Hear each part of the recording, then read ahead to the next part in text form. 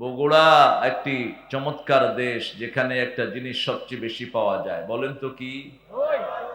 হ্যাঁ, হুস, কয় আলু আলু জানেও না। ওটা খেলে গ্যাস্ট্রিক চলে যায়, ওটা খেলে ভিটামিন সির অভাব পূরণ হয়ে যায়, ওটা খেলে হার্টের ব্লক ভালো হয়। দই বুঝেও না, দই খাবি আরো হার্ট মরবে তো।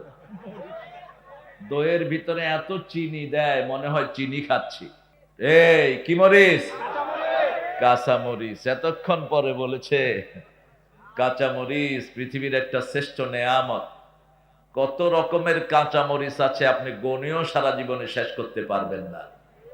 এই নেয়ামত কে দিয়েছেন? আল্লাহ দিয়েছেন। সেজন্য প্রশংসা করব কার? আল্লাহ বিরোধী কোনো কাজ করব না। রাজি আছেন তো?